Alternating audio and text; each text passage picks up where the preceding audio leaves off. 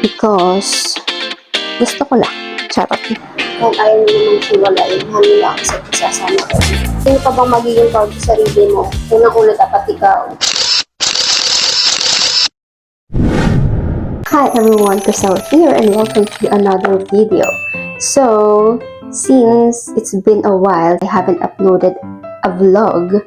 Kaya, ngayon, ito, nag-video ako. To be honest, I still have pending videos. Hindi pa na-edit from last year, I think. Pero pang may mga last year and then the year before. Ganyan. And I'm planning to upload them sa ayaw at sa gusto ninyo. Charot. For the sake of memories din. This is just a random vlog lang. Today is Saturday and I have work later. Even weekends, I still have work. Pero hindi dun sa office. I have part-time job. So today, I will be cooking ginisang kamatis. Because gusto ko lang. Charot. So ang tanong, may kamatis ba tayo? Tingnan natin kung may kamatis tayo. Actually, meron tayong kamatis. Masisira na nga to. Kaya nga, magluluto ako ng ginisang kamatis. Wala, pasira na nga talaga sila. Actually, sira na sila. Oh, cannot be. Hindi na ito maluluto. So, ayan, change of plan tayo. Kasi, sira na yung kamatis ko. So, yeah, nag-molds na yung mga tomatoes ko. Kaya, magluluto lang tayo ng sinigang. Sinigang na bungos kasi meron pa naman akong kamyas. Diba, mga frozen. And then, prepare din ako ng hotdog. Meron pa naman tayong spinach. Kaya, lagyan natin ng spinach. So, ayun guys, bumili nga pala ako ng paminta last time. Kasi, wala na akong paminta. And then, ilalagay natin siya dito. Sa lagayan, malamang.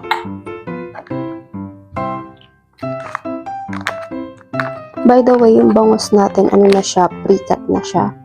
So, hindi na tayo maghihiwa ng bangus. Every time na bumibili ako ng bangus, yun nga, na ano na siya, yung binibili ko yung nahiwa na kasi wala akong pang tagtad. Kaya, yun yung binibili ko. Ayan, ready na ulit siya. So, ayan guys, maghihiwa na tayo ng bawang at saka sibuyas para sa ating sinigang. Kayo din ba guys, naglalagay kayo ng sibuyas sa sinigang? Ako kasi, mostly nang niluluto ko, kailangan talaga may bawang at sibuyas. Ewan ko. Pero yung iba kasi hindi naglalagay ng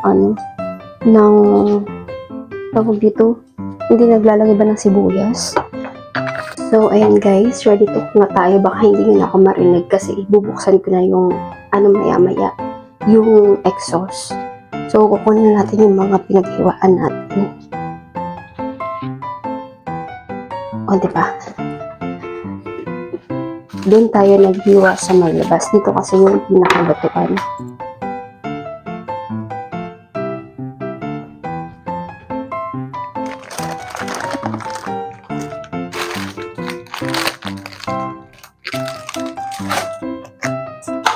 Yan, tapos isasarado natin to kasi para yung amoy nung niluluto ay hindi lalabas dito.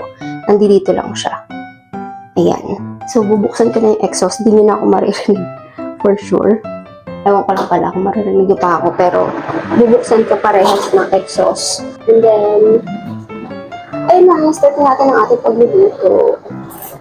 I hope naririnig nyo pa rin ako hanggang ngayon.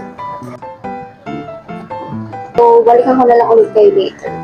Guys, habang nagpapakulo tayo ng ating sinigang doon, i-microwave naman natin to para maprito natin itong hotdog. Alam ko, hindi sila match. Sinigang sa isda at hotdog, pero wala lang gusto ko na mag-hotdog. So, yan, i-microwave natin siya para ma-defrost and then ipiprito natin siya. Wala naman kasi talaga akong balak magluto ng something else. Ginisang kamatis lang talaga, pero dahil nga nasira yung kamatis ko, wala tayong choice. Kailangan natin magluto ng other stuff para may kainin tayo. Good thing meron akong mga nakalagay sa freezer na mga stock ko ng food. So, at least may lulutuin pa rin tayo for today. Diba? So, may vlog pa rin tayo. Yun lang. Hi guys. So, ayan. Kumukulo na ang ating sinigang. At hindi pa rin sila naghihiwalay. Bakit yun? Hopefully, luto siya. Ano pa rin siya maghihiwalay? Ouch, mainit.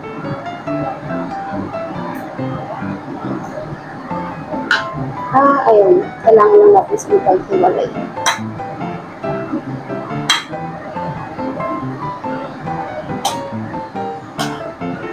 Dahil ayaw nyo naman hiwalay, hanila ako sa isasama ko. Ayaw nyo naman hiwalay.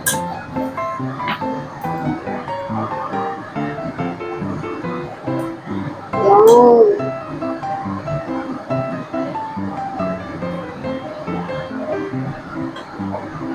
Kasi para maluto din yung gitna, kasi baka pag natin hilaw, diba? So, kailangan na lang maghiwalay. So, ginagawa natin maduduro ng isda. Hindi kasi nag-defrost. Ayan. Pahirapan for today's video. Titimplahan na natin yan ng nor sinigang sa sampalok mix. Ilalagay ko na ito lahat kasi hindi ko alam kung kailan ko pa ulit magagamit yung matitira. Kaya ilalagay ko na siya lahat.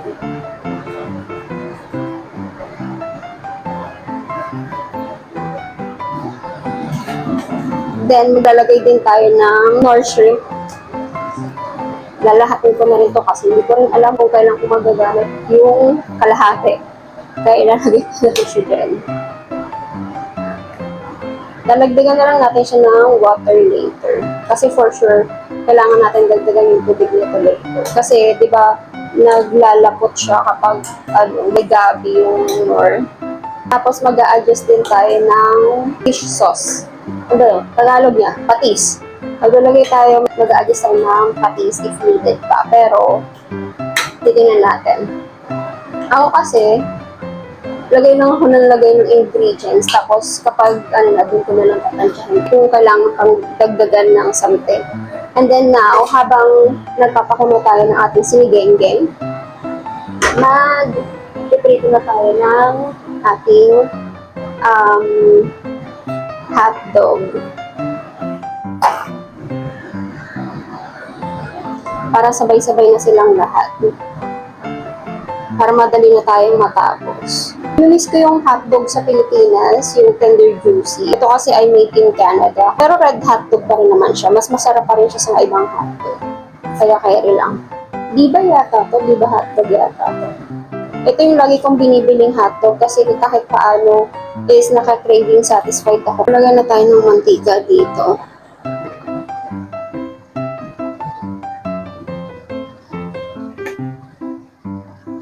Sa ating hotdog. For sure magtatalsikan to kasi galing sa frozen yung ating hotdog.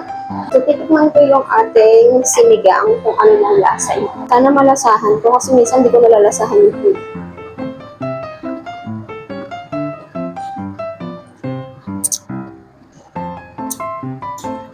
Maasin na siya. Lagyan natin ng magic sarap. Sayang din kasi yung mga magic sarap na binili ko sa Pilipinas kung hindi ko sila gagamitin. Bumili kasi ako ng mga magic sarap, guys, sa Pilipinas. Naaliw ako kasi nga, mahal dito. Parang nung nandito na ako sa Canada, parang naisip ko, saan ko pala gagamitin itong mga to? Hindi naman ako madalas nagluluto.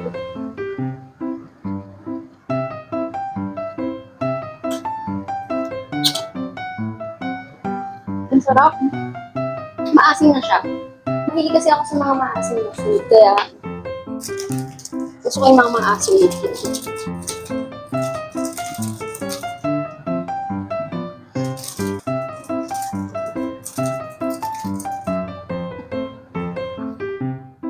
And then, syempre, ang ating hotdog.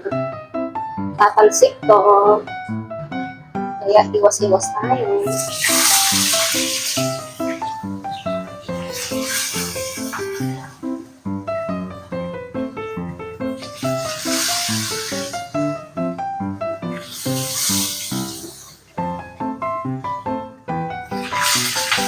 O, diba? Tumatalsik ko.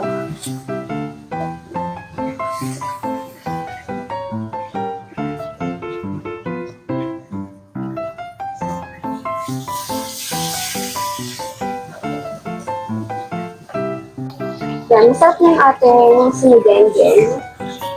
Pero kailangan ko pa siyang lagyan ng um, patis kasi parang kulang pa yung alat niya. Pero konti lang.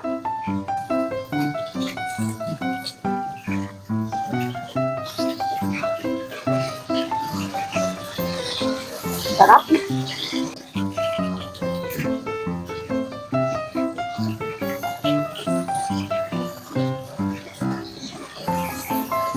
Sarap yun. Gusto ko siya lagyan ng konting salt. Lumabas ba? Konti lang, kasi para lang dagdag ng something. Pero okay na siya. Dadagdagan ko pa naman siya ng tubig. Kasi nga, medyo malapot. Kaya, nalagyan natin ng tubig.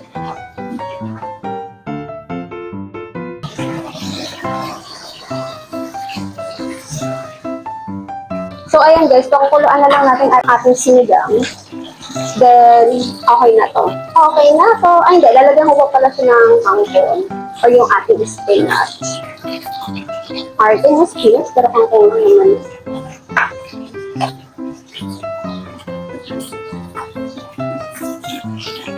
Alam niyo ba guys, ako sa hotdog, gusto ko yung yung medyo tostado. Ewan ko kung bakit. Yung ganito, yung ganyan, yung medyo, yung labas, crunchy. Ganyan yung gusto kong klaseng luto ng hotdog. Kaya minsan, hindi ako nabibigay ng hotdog na niluluto. Kasi, tinutosta ko siya. Ganon. Eh, di ba yung iba naman, hindi naman gusto yung yung tostado na hotdog.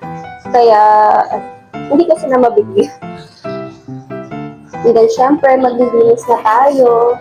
Kailangan natin maglinis.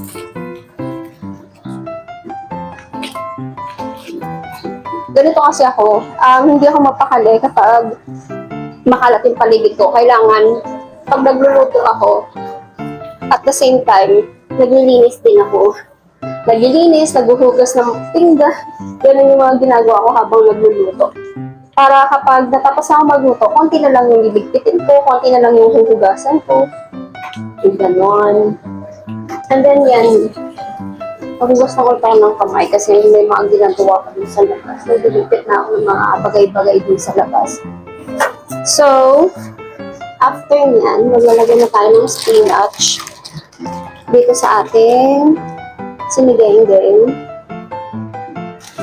The more gulay, the more fun. Ito guys, di na ito hinuhugasan kasi ito yung spinach na pang salad. Yung kapag gusto mong gumawa ng sarili mong salad, ito yung ginagamit. So, hindi na siya hinuhugasan. Mamaya kasi magsabi, hindi mo hinuhugasan mga bagay-bagay. By the way pala guys, itong hotdog na to, may cheese to sa loob. Pero tingnan nyo, lumalabas yung cheese niya. Ayan kita nyo ba? Lumalabas yung cheese niya sa loob. Masarap to eh.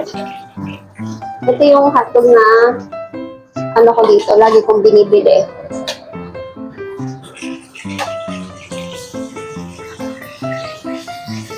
So, okay na to. Yan, okay na to ang ating sinigang. Tapos, magliligpit lang ako dito. And then, sa tayo magluto.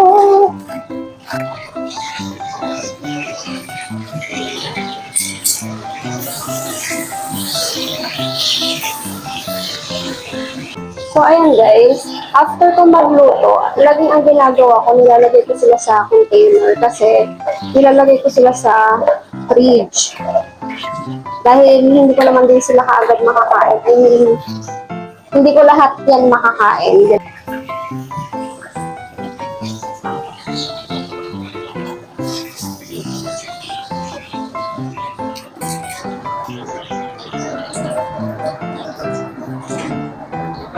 So, dahil hindi ko naman din sila agad makakain lahat, ang ginagawa ko, nilalagay ko sila sa container.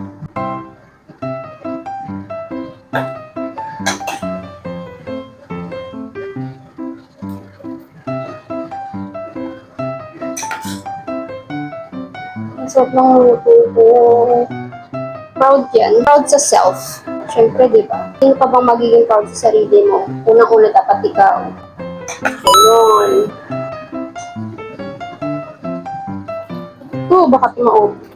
Ito naman yung paglalagyan natin sa hotdog. Take out container din siya.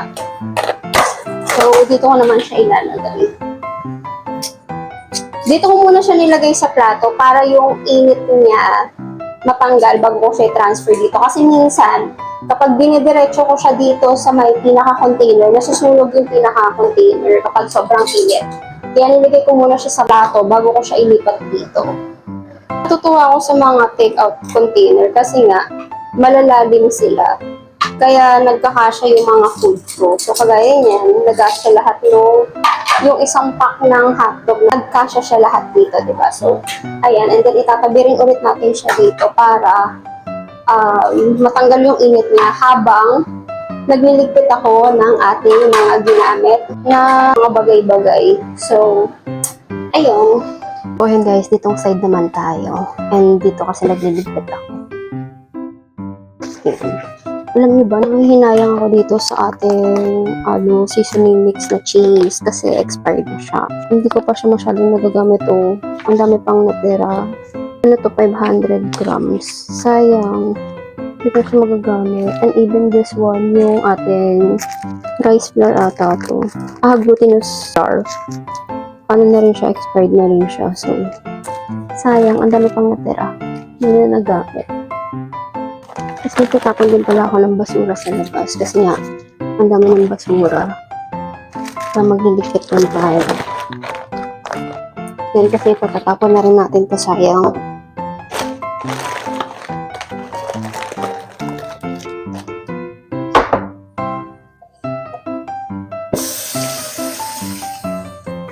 Yung kamay ko pulang-pula dahil sa hotdog. Tapos lahat sila dito ko na lang din sila huhugasan sa labas kasi nga ayoko na maghugas ako dito, paghugas pa ako dito. Siyempre, for the hugas tayo ng ating ginamit.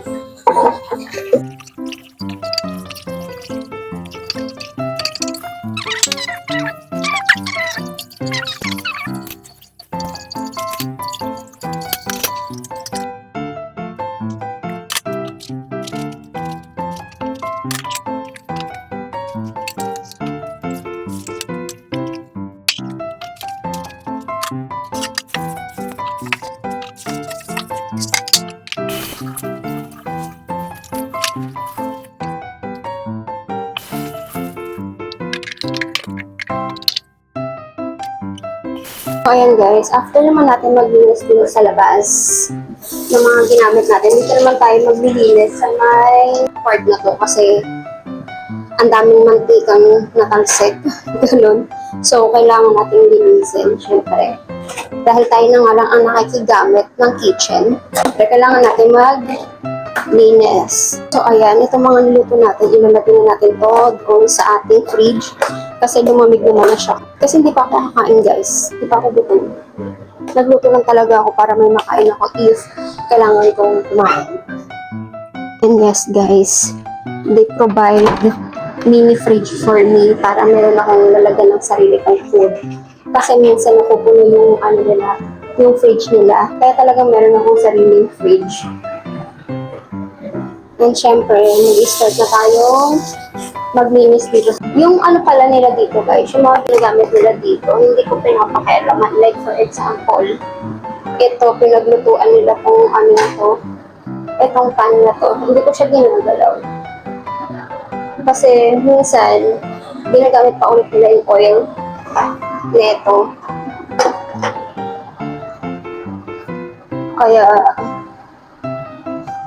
hindi ko pinapakialaman yan. Yan, so tapos na tayo dito. And then magtatapon naman na tayo ng basura. And then yun na, tapos na tayo!